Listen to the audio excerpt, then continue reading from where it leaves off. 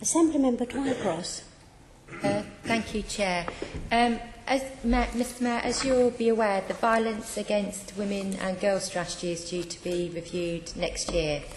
And I wondered if you could comment on what your focus will be when looking at priorities for a new strategy. Well, can I say I'm really pleased you asked the question, because one of the numbers I saw last night that shocked me.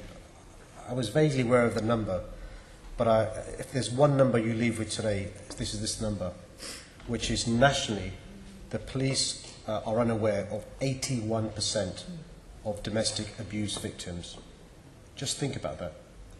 And that's why we need to get the strategy up and ready and running as soon as possible. And we've got a number of things we're looking into in relation to how we get the strategy going forward. And any ideas you've got, please feed into my Deputy Mayor. Things like, for example, making London's work in this area stronger and better by working with the Violence Against Women and Girls Board and better scrutiny of the Met Police Service. One of the other things that's impressed me is the openness of scrutiny by the Commissioner and his team. If there are ideas they're not doing, if there are things they should be doing, things they should be doing differently, they're willing to listen, and that's why the review is important. Secondly, my commitment to continue to fund the rape crisis centres, crucial. We should be looking at support for women and girls at risk of abuse. We should be also ensuring that housing policy addresses the urgent needs of women and children fleeing abuse. Refuge provision is really important. I think one of the things that united the candidates during the mayoral campaign was this issue as well. And also an issue raised with me as recently as yesterday by Senator Arnold, who's in the chair today, continuing the work to tackle FGM and honour-based violence via the harmful practices pilot as well. But I know the specialism there is around the Assembly, so anybody from any party with any views or expertise, the Deputy Mayor's here today, but also please feel free to let us know any ideas that you've got. Thank you. I'm really pleased to hear how much you'll be prioritising the new strategy. How do you see it fitting into other key strategies such as housing and the overarching police and crime plan? Well, the trick that we're trying to achieve is to embed this into all our policies.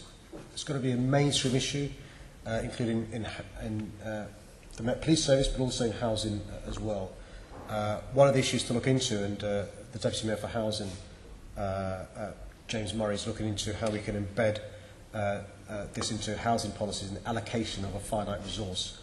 Is there a way of ensuring that the victims of domestic abuse, domestic violence, get an allocation, whether it's a place in a refuge or allocation of a house, better they do, but also embedding in the police how we respond to this crime as well as specialism that's often needed. How do you speak to a vulnerable witness? Actually, I think one of the things, there are lots of benefits, by the way, of these cameras that will be on the officer's uniform. I think this could be one of the benefits, helps us in relation to prosecutions, because the evidence of a victim reporting to an officer could be used in a prosecution, whereas often we know victims sometimes withdraw their statements, and it's difficult. You can proceed without a statement if the victim withdraws, and make it a lot easier. Thank you. My final question relates to schools, and I feel that schools have actually had a lot of onus put on them this morning already.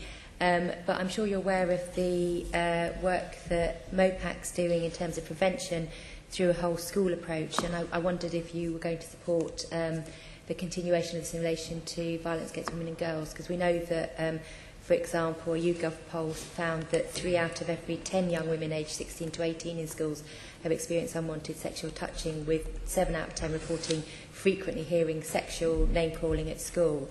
So will you continue and increase MOPAC's work on prevention through this area? Well, can I thank you for your work in this and your presentations? And the short answer is yes. Thank you. Actually, when you look at the victims of domestic abuse, domestic violence, often their mum was a victim and nan was a victim. And so better education at school is crucial, working with teachers, but also outside specialists going in as well to work with schools. Prevention's much better. But also, you know, one of the things that can't happen is victims excusing the behaviour of the perpetrator. And one of the ways we can avoid doing that is by better education at a young age. Thank you.